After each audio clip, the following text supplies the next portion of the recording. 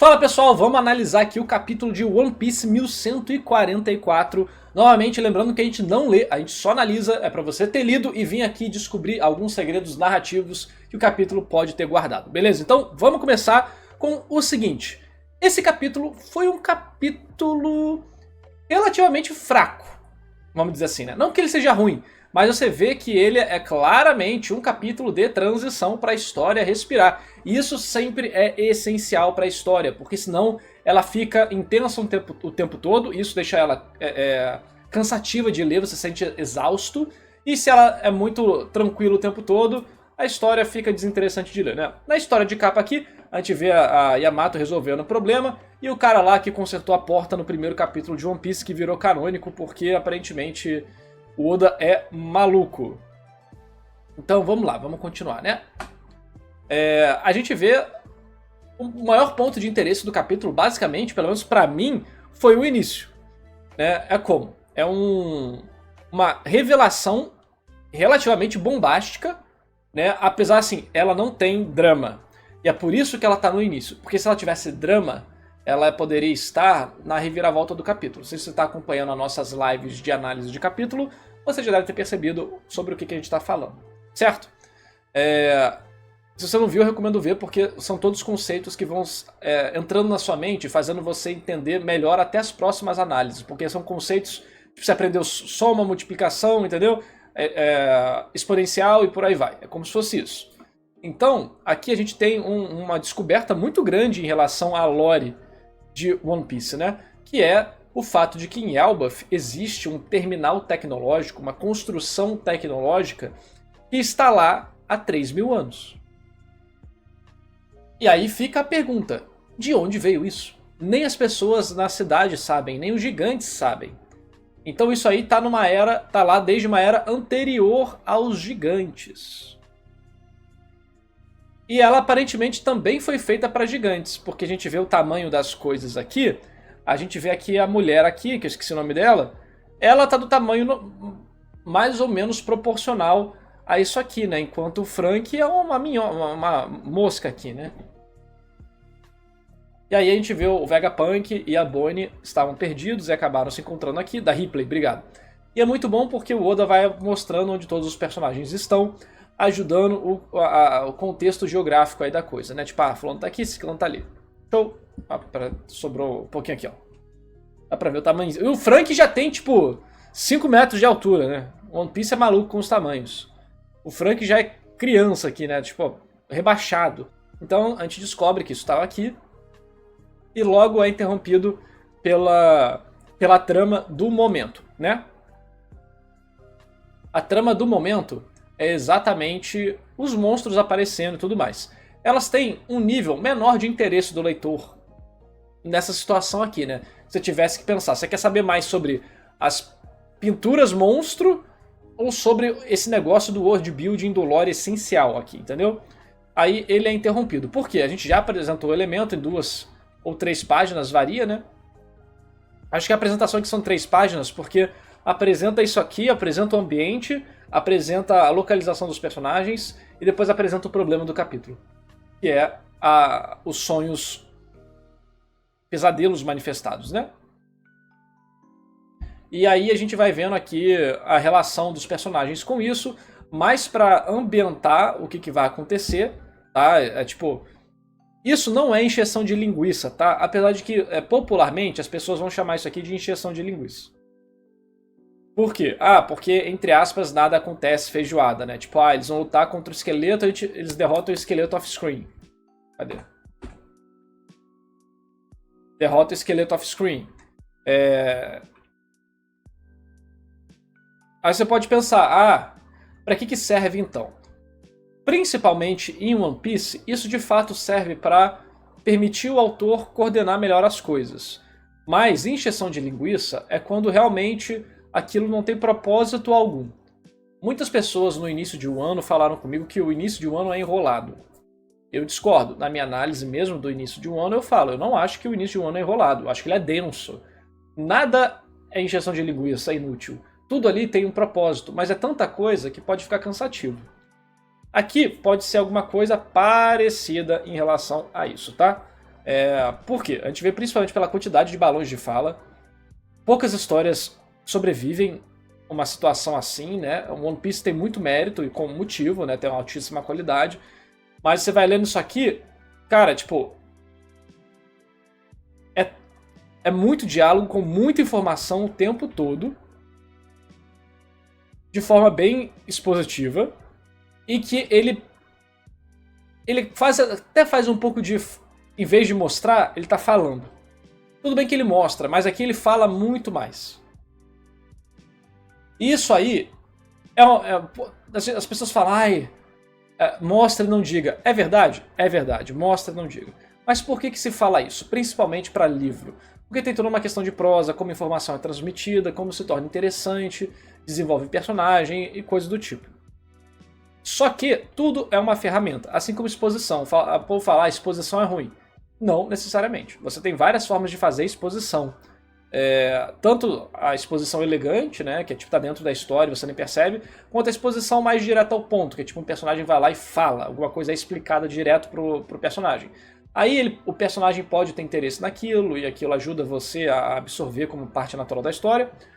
Ou aquilo pode ser um ponto que você tem tanta coisa acontecendo, se você parar pra pensar, cara, se eu for ajustar tudo que eu preciso na minha história, vai ser 10 capítulos só pra falar dessa informação, sendo que eu posso fazer em uma página. Aí os autores vão lá e fazem esse sacrifício. Você poderia dar um exemplo de exposição elegante? Claro. Por exemplo, vamos dizer que você quer falar que um personagem é bom em natação. Você pode fazer alguém falar... você pode falar, tipo, o narrador pode falar, fulano é bom em natação. Você pode fazer isso nascer de uma conversa, por exemplo. Como que eu vou dizer? Uma conversa assim, tipo... a competição vai ser legal, né? Tipo, vai sim, eu treinei muito, acho que eu tô muito bom em natação agora. E é uma conversa que pode ser meio estranha, você pode elevar o nível dessa conversa também em qualidade, então pode ser uma conversa de outros personagens falando sobre o protagonista. Cara, a competição vai estar muito acirrada, né? O protagonista entrou na competição e ele nada muito bem, a gente vai ter que dar o nosso melhor. Você já evoluiu o nível, porque agora você tem um diálogo natural sobre aquilo. O diálogo natural não precisa ser de outra pessoa falando, é só um exemplo que eu dei aqui. Você pode fazer isso de 1001 formas diferentes. E você pode fazer isso sem palavra nenhuma. Como que você faz isso sem palavra nenhuma? Muitas vezes com essa parada de mostre, não diga. Então, você quer mostrar que o personagem é muito bom de natação? Por que você não mostra ele nadando no mar e aí ele consegue nadar mais rápido do que um tubarão? O tubarão tá indo atrás dele, ele vai nadando, ele consegue nadar mais rápido que o tubarão. Ou ele tá perseguindo o tubarão, ele vai lá e consegue pegar o tubarão, por exemplo. Ou você entra no quarto dele e tá cheio de troféu e medalha de natação. Entendeu? A mesma informação foi exposta ao leitor de várias formas diferentes. Deu pra entender?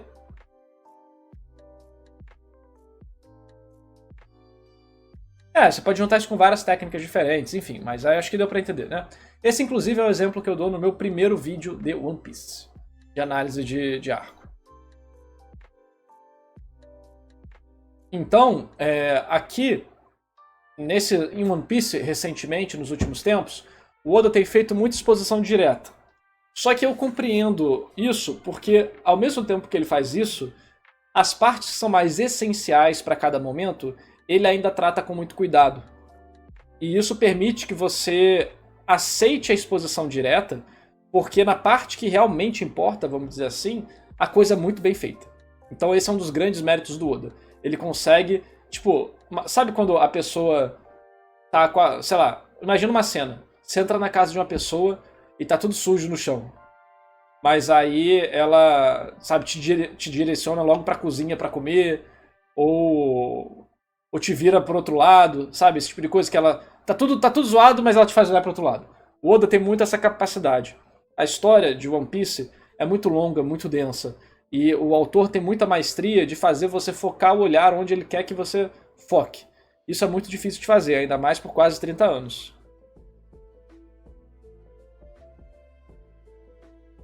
Então...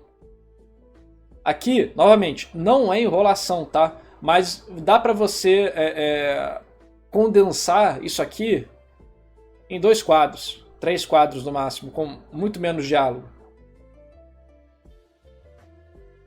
Mas eles sempre possuem algum nível de informação ou de valor para a cena. Por exemplo, aqui tem um pouco do contexto dos Mugiwaras, do contexto geral da ilha, e a última frase aqui, ó, claro que não, Kron.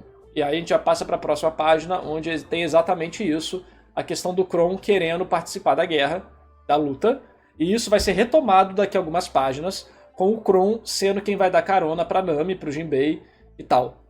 Então você tem essa conexão no próprio capítulo da cena servindo para algo. Isso é a diferença de uma enrolação, encheção de linguiça e de não. Aqui tem utilidade. Entenderam? E aí eles contam a informação aqui, e aí entra um ponto interessante. Que é o seguinte. O tradutor falou o seguinte. Ele adaptou assim, ó. Nesse mundo, quando algo estranho acontece, a explicação mais rápida é sempre uma Akuma no Mi. Mas se isso tudo realmente for um fenômeno desconhecido, então é bem provável que eles estejam por trás disso. E aí o tradutor falou o seguinte. No original, na última fala do Jinbei, não fica claro se ele fala das frutas ou de outra coisa, e por isso escolhi deixar eles. O que seria esse eles? A gente não sabe, tem que esperar a tradução oficial sair, né, pra gente poder descobrir isso aí. Então eu recomendo sempre vocês lerem a tradução oficial que sai no domingo, se eu não me engano, né?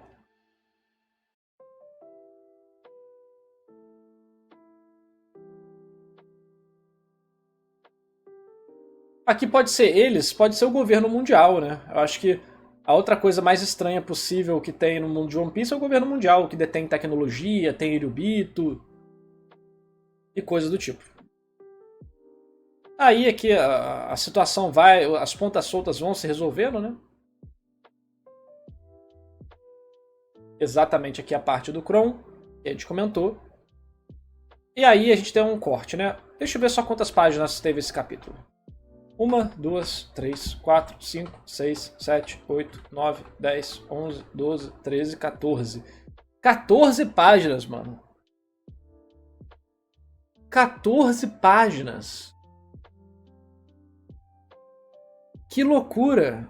15, né? Porque é a página dupla, né? Deixa eu ver. 1, 2, 3, 4, 5, 6, 7, 8, 9, 10, 11, 12, 13, 14. Não, 14, pô.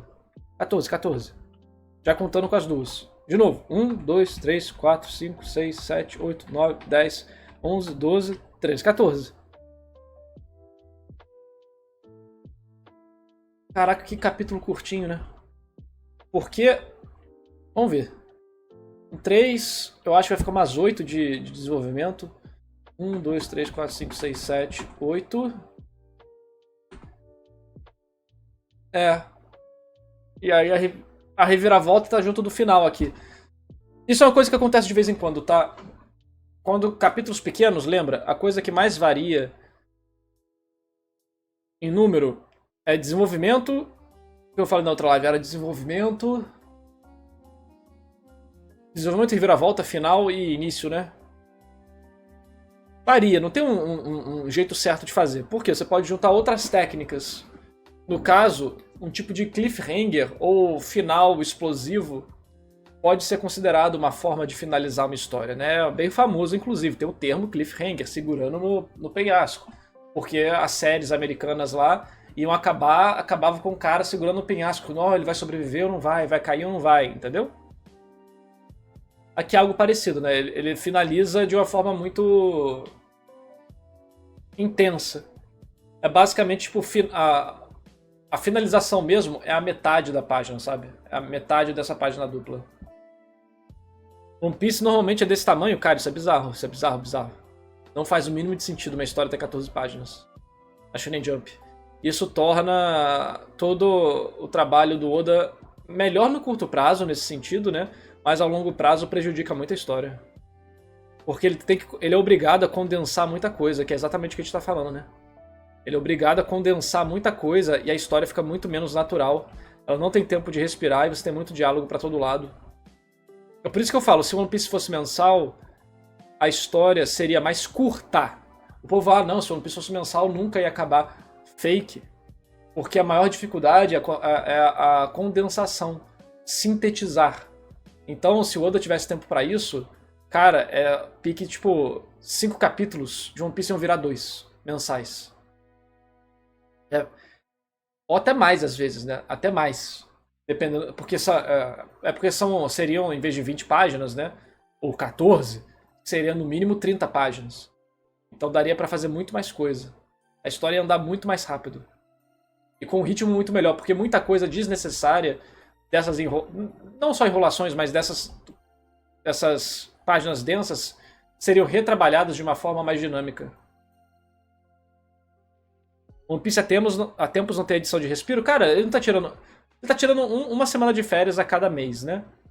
Que a Shonen Jump obrigou ele a fazer isso. Mas eu acho que o mangá de One Piece precisava entrar num hiatozinho aí, hein? Um hiato, assim, longo, de 6 meses, mas pro Oda ir trabalhando durante esses 6 meses mais devagar e capítulos de 20 páginas, para quando voltar, já ter vários capítulos prontos e ele poder ter um ritmo mais saudável, sem necessitar dele ter que rushar capítulo quase toda semana.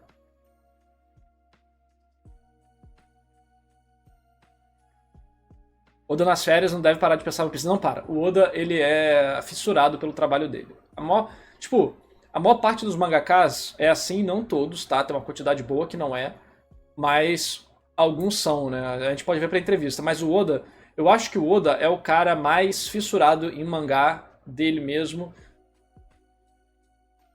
Cara.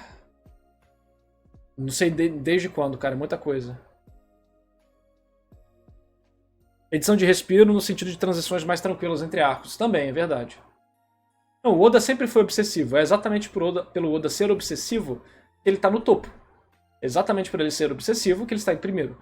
Não se chega no primeiro do mundo não sendo obsessivo, sem sacrificar a sua saúde, a sua sociabilidade, a sua vida, a sua família. Quem quer chegar no topo de alguma coisa, sacrifica tudo que está no caminho. Não é que as pessoas se tornam obsessivas quando chegam no topo. É porque elas só chegam no topo porque são obsessivas, entendeu?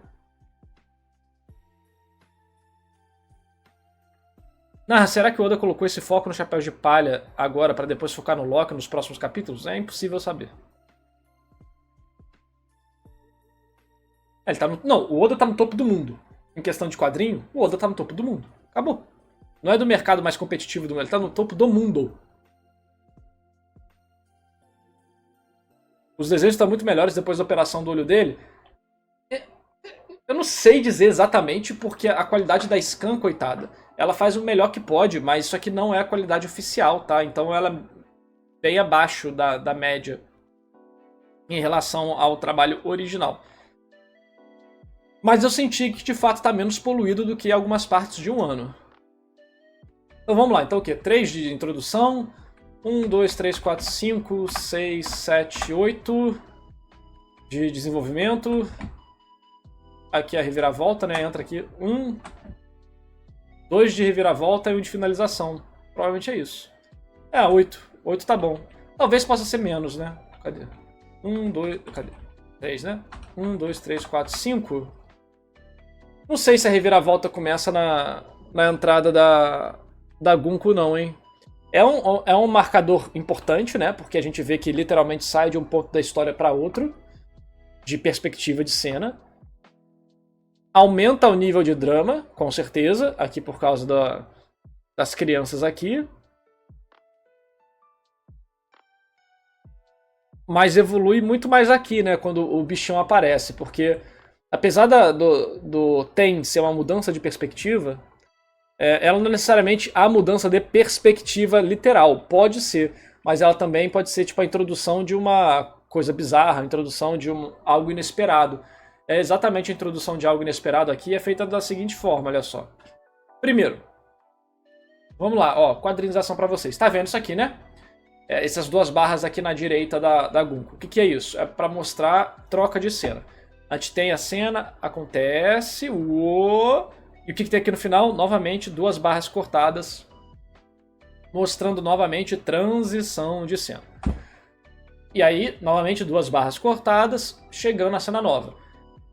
Parará, pereré, fala, fala, fala. E aqui a gente vê as crianças se machucando. Aí o Saul fala, o quê? A gente vai para outra página. Lembrando que aqui, essas duas páginas, elas estão uma do lado da outra, né? Tipo, essa página aqui tá na direita. Acho que aqui vai, né? Cadê? Tá assim? Não, tá. Isso aqui porque tá invertido. Não é pra estar assim, não. Tá invertido, sim. Isso aqui é pra dentro, né? Isso aqui é pra dentro. Beleza. Aí tá pra dentro. Então tá. Ok. Isso aqui tá do lado direito da sua página, né? O quê? Isso aqui tá do lado esquerdo. Mas de qualquer forma, olha só isso aqui, ó. A mudança de perspectiva ou a introdução de algum elemento que eu tava falando pode ser visualizada também, possivelmente, por isso aqui, olha só. Tá vendo que o Saul faz um e olha pra cima. Eu acho que isso aqui, né, como a gente viu, tá pra dentro do mangá, né? Porque é pro miolo não ficar sumido. Tipo, sugando as coisas aqui da borda da página. Mas de qualquer forma é o seguinte, ó. Ele olha pra algo e aí quando você vira a página, bam, tem até as linhas de ação aqui pra intensificar a cena. Então, ó, os dois candidatos pra de fato ser o marcador de reviravolta é aqui, essa transição, ou aqui. São os dois marcadores. Você pode ver os marcadores pela forma que a história é construída dentro da quadrinização dela. Aqui pela, literalmente, transição de cena. E aqui, literalmente, pela forma que o autor faz o Rick e o... esqueci o nome do outro. Que é a puxada... É o último quadro que faz você ter o interesse pela virada de página. E depois a virada de página em si com a nova informação que impacta. E aí é o lobinho aparecendo, o Fenrir. E aí a gente vê a discussão sobre esses seres bizarros para então, né, continuar a possível reviravolta. Eu acho que seria aqui, hein? Eu acho que seria aqui. 1, 2, 3 com essa página aqui. Com essa página da direita e 4 com a da esquerda. Eu acho que seria isso. 4 com a esquerda, e essa aqui é a finalização, uma de finalização. Porque aqui, ó, literalmente, ó, aparece o lobo, aparece o Drought sendo derrotado, aparece o Nidhogg, e depois aparece o Bog e o Dory. E aí tem a grande explosão, e então o capítulo acaba. Eu acho que seria essa a marcação. Mas tem uma coisa no meio de tudo isso que eu acho importante comentar, que pode ser uma birra minha, tá? Isso não condiz com a qualidade de escrita de One Piece nem nada. Mas é uma birra minha, que é o seguinte. Fenrir, Nidhogg. Eu posso estar enganado, vocês me lembrem se eu estiver enganado.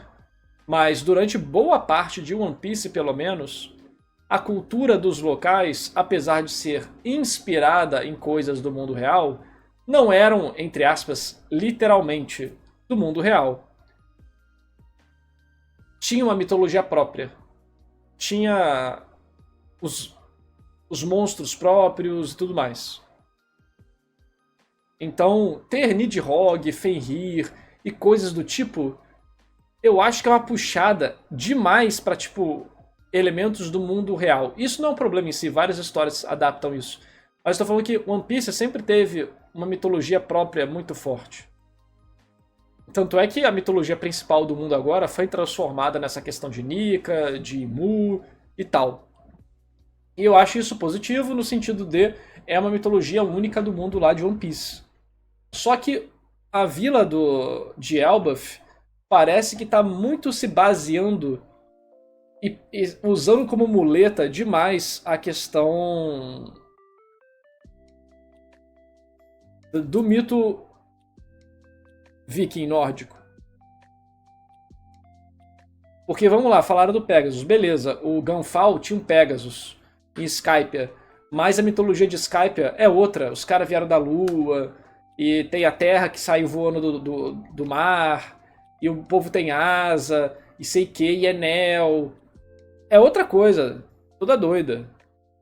Né? Apesar de terem bichos mitológicos, o Kaido, por exemplo, né, um dragão também, a mitologia em geral por trás deles, até os Onis de One Piece, não são Onis igual são Onis da cultura brasileira, né? Brasileira, ó caralho, os Onis brasileiros, da cultura japonesa. Os Onis de One Piece são uma questão diferente, meio ali tem o Wars, que é os empurradores ou puxadores de continente, e sei que é um negócio mais único de One Piece, tá dentro do mundo de One Piece. Vamos dizer assim, né? Eu sinto que Loki, Nidhogg, Fenrir e coisas do tipo, parece que tá se baseando demais na questão da mitologia nórdica. E tá... Sabe quando a referência deixa de ser um detalhe e vira o motivador principal?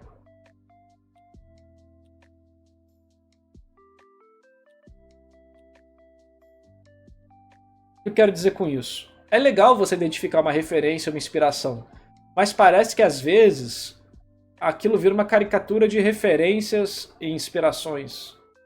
Não busca mais ser algo único. Não que isso esteja acontecendo com One Piece, mas eu fico, pô, Elbaf parece muito mais uma história de... elementos de histórias de Viking que eu vejo em todo lugar. Claro, tem a questão de Nika ainda e tal, mas eu sinto que Nika parece algo invasivo dentro da mitologia de Elbaf. Exatamente como Cristiano Ronaldo no Fatal Fury. Quando tá com mais de 1 milhão de views a parada. Tipo, Nika não parece se comunicar muito com todos os outros aspectos até o momento de Elbaf, né?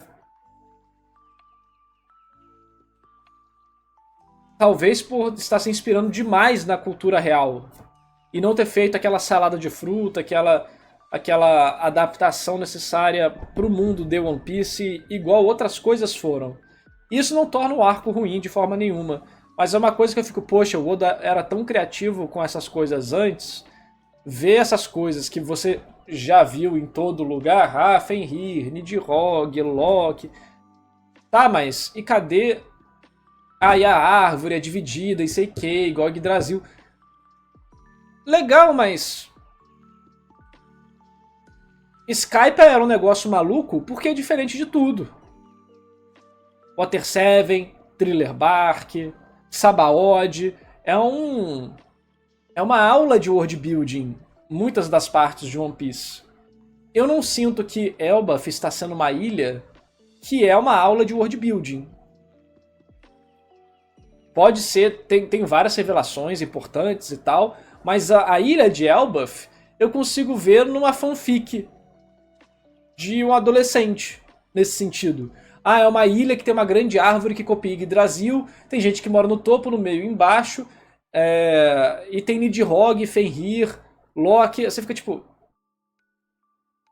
Tá, não é que isso seja ruim, mas, pô, antes parecia que tudo era muito mais amarradinho. Aqui eu tô sentindo que a necessidade de agradar o fã ou fazer referência e teoria pode estar passando um pouco do limite, talvez. Tassiano fala disso aí, que antes que os gigantes apareceram no começo, eles tinham deuses diferentes e agora tudo virou Nika. Eu e o Tassiano a gente já conversou sobre isso, já discutiu sobre isso também, amigavelmente, obviamente. Eu concordo com ele que sim, tinha coisa antes e Nika tomou conta disso, mas eu acho que, para a história em geral, Nika é muito mais importante, relevante e impactante do que deuses aleatórios de Elbaf que ninguém nunca ligou. Mas o fato de tudo isso ter sido reduzido a Nidhogg, Fenrir, coisa do tipo, eu acho negativo. Ardomandon antigamente era melhor? Cara, eu acho que durante o tempo coisas melhoram e pioram naturalmente, né? É o processo natural de todo autor, toda a mídia. E apesar de algumas coisas terem melhorado, eu acho que essa parte de world building original, né? Porque você tem vários tipos de world building, de elementos que compõem o world building. Aqui eu tô falando da quantidade das ideias originais e adaptações que você não encontra em lugar nenhum, vamos dizer assim, né? Que o One Piece tinha muito. Agora parece que tá mais... nesse quesito, mais fraquinho. Eu não sei se é uma coisa pessoalmente minha, assim, caraca, eu que não gosto, que eu vejo que os fãs gostam. Só que eu fico, poxa, é sério que em Elbaf a criança tem medo de Nidhogg, de Fenrir, do Drought? Por que ela não tem medo de... pô, de algum outro elemento misterioso além do Nika? Por que ela não tem medo das histórias de um monstro diferente? Como a gente tem Rei do Mar, né? Por que não tem um Rei do Mar baseado do Jormungand, só que do jeito especial de One Piece, que é diferente?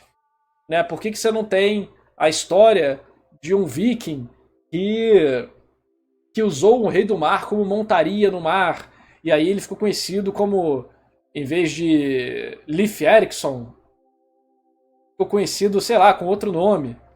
E aí a gente tem isso, é uma brincadeira, entendeu?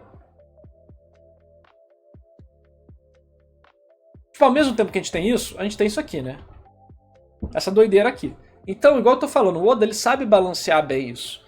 Porque o foco da loucura, da originalidade nesse sentido, é a parte da tecnologia, do século perdido, de Nika, né?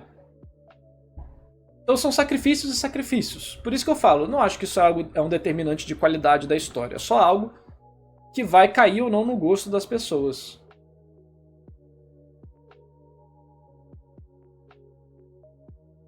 Não, Vini, esse não é o problema. O problema é as criaturas existirem com esses nomes e com essas funções, entendeu?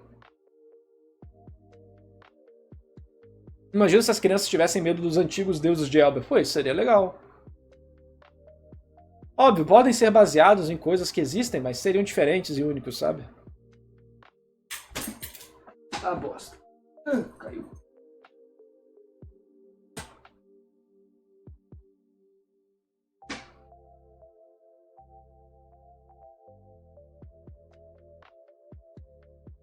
Mas, enfim. Outra coisa também curiosa do capítulo é a Gunko escutando música. Escutando New World.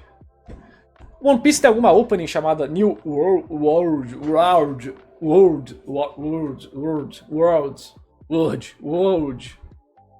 Como é que fala essa maldita palavra? É a música do Brook?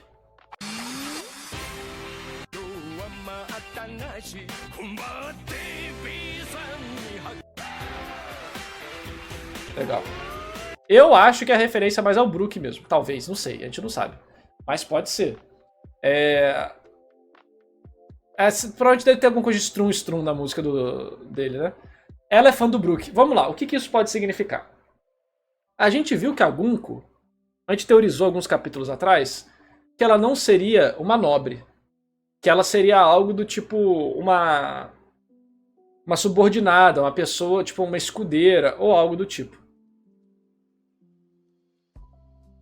Ela escutar essa música e ter o diálogo do Summers falando Gihahaha, tá insatisfeita com o mundo atual ou o quê? Eu acho que pode ser uma dica, sim, de que além da Gunko não ser uma nobre, por todas as dicas que a gente já teve até agora, que a gente conversou, eu acho que ela pode ser uma personagem que não necessariamente vai atrair os Tenryubitos, mas que ela pode ficar em dúvida, né? Dividida de alguma forma, e pode ser uma peça-chave mais importante para próximos capítulos. A gente analisou e discutiu sobre o uso dos personagens nos capítulos passados em relação ao Shanrock ter saído, né, da história. Eu falei sobre foco de personagem, coisa do tipo. E vamos ver se fala para aqui, ó.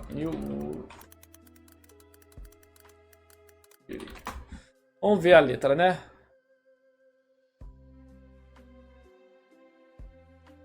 A tradução. Oh yes! Crianças, essa história sobre um certo herói, sobre um homem que irá virar rei, em uma grande guerra que não espera, pisando firmemente de sandálias. Oh sim, vamos, amor. Sonhadores sempre passam por dificuldades, pois seus sonhos às vezes estão fora do seu alcance. Você tem que lutar contra os seus próprios demônios para seguir em frente. Esse sonho é grande demais para segurar em uma mão. Mas se aquela pessoa disser, sinto que pode se tornar realidade. Hoje é o dia. Estou cansado de esperar Impacientes como estamos, não precisamos mais da noite. Hoje é o dia. É o melhor dos dias. Deu um chute no relógio que parou. Pelo novo mundo, pelo novo mundo, pelo novo mundo, o mundo irá mudar mais uma vez. Já vai ser hora de nos reunirmos. Meus amigos também são rufiões. Pô, rufiões. Mesmo que você não pareça estar em equipe com ninguém, pegue sua mão e siga perfeitamente. Nós damos duro todo dia, cavalgando na ambição dele. Mesmo tendo dito isso e aquilo, ele riu. Ele riu. Mesmo essa névoa espessa que pode continuar para sempre, que parece continuar para sempre, desaparece e em um instante nós vemos o céu azul. Hoje é o dia, o show está prestes a começar, os escolhidos visam aquele mar. Hoje é o dia, parta e navegue seus sonhos. Vamos dar uma volta pelo mundo que ansiamos. Pelo novo mundo, o mundo irá mudar, pelo novo mundo, pelo novo mundo. Mais uma vez, outra vez, mais e mais uma vez. Mesmo centena de vezes, vai lutar por um novo amanhã, sim. Para o novo mundo, um aplauso, arranque, vai. Caraca, música grande, hein? Sigam em frente. Caraca, a Toei, quando pode, ela enrola. Mas ela enrola de um jeito. Os caras fizeram uma música de um rock progressivo de 25 minutos só pra não ter que animar episódio e enrolar, né?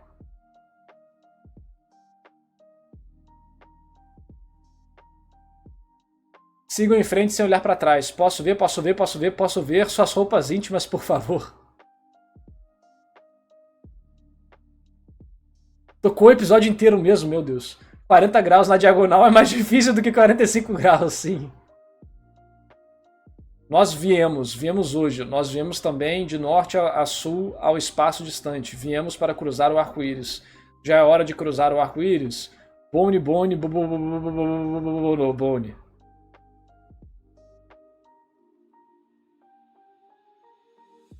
Tem strum em algum lugar? Não tem, ela fala strum. Ah, não tem strum aqui.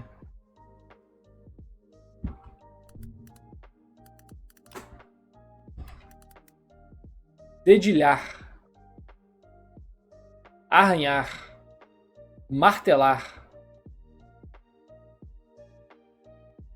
O que ela tá fazendo aqui? É como se fosse ruído? Ou como se fosse... É o quê? Batida? É, deve ser batida, né? Não, não é uma onomatopeia. É ela que tá falando, tá vendo aqui, ó. Ah, pode ser do fone, né? O som que tá vindo do fone. É o som de guitarra, né?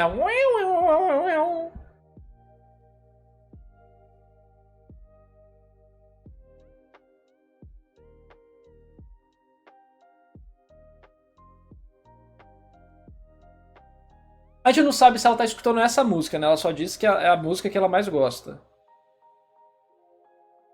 E olha só, o Summers fala, deve ser legal sair andando por aí com algo assim. Então talvez um fone de ouvido não é acessível normalmente tem Beatles.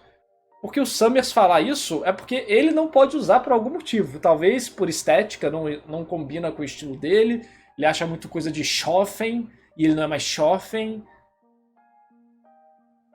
Ou esse... Mano, mas as teorias dizem que esse é o fone da tecnologia perdida, hein?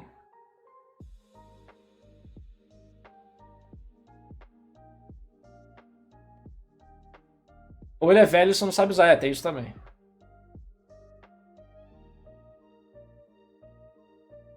Eles não usam tecnologia? Nenhum Tenryubito usa tecnologia? Não lembro disso, não. Tudo bem, eles usam escravos e tal, mas tecnologia... É verdade, né? Eles usam escravo pra tudo. Até a esteira deles é por escravo, né?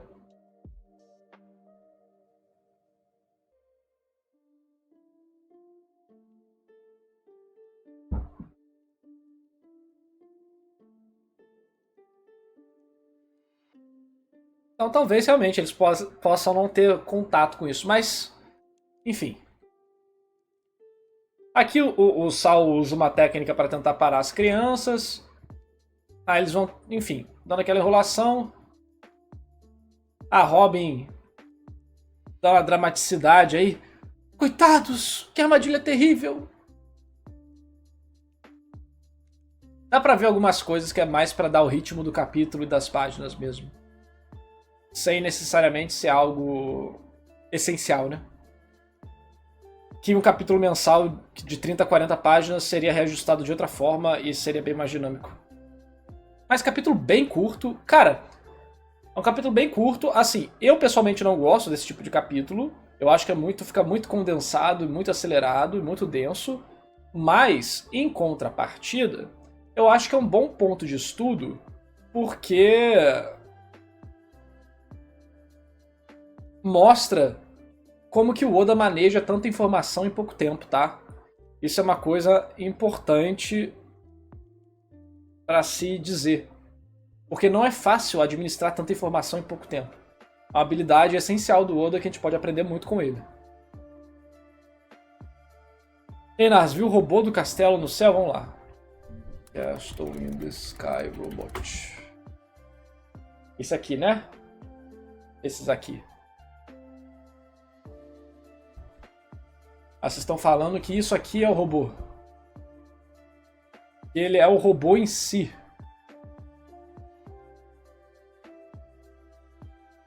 Que isso aqui seria a cabeça do robô.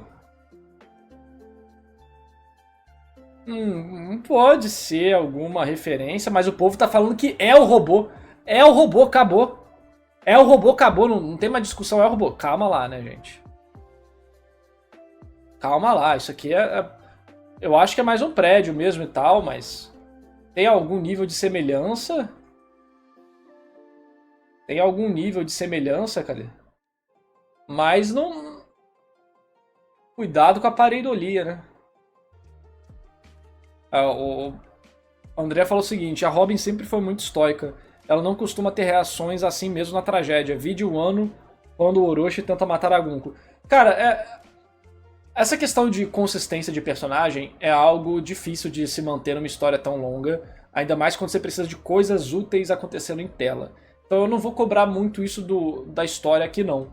Apesar de sim, eu achar que em vários momentos os personagens ou estão muito paralisados nos conceitos deles, no sentido de eles se tornam uma caricatura e nada mais do que aquilo, tipo o Usopp e o Chopper, em certos momentos, né? Ou eles acabam quebrando completamente o molde deles, como eu poderia dizer talvez que a Robin fez aqui, né? Mas então, capítulo prático, capítulo útil, talvez essencial para o ritmo de produção do Oda. Não foi o melhor capítulo desses últimos tempos, não teve grandes coisas. A grande revelação real dele foi a primeira página, inclusive, que é o que vai alimentar os mistérios até a semana que vem ou até o próximo capítulo. Vamos ver se vai ter próximo capítulo? Aparentemente não vai ter pausa no próximo capítulo, pelo menos não está escrito aqui, normalmente vem escrito, né? Então assim, o destaque do capítulo é realmente a primeira página, o resto foi mais questão de drama, né? Então, é isso, se inscreve no canal, dá like no vídeo, compartilha com os amigos, a gente tenta ensinar um pouquinho de narrativa todos os vídeos aqui, e se você não viu os outros vídeos, assista também, porque sempre eu tento falar de algo diferente para não ficar repetitivo e vocês poderem aprender mais coisa, reforçar as informações importantes. Beleza? Então é isso aí, valeu e falou!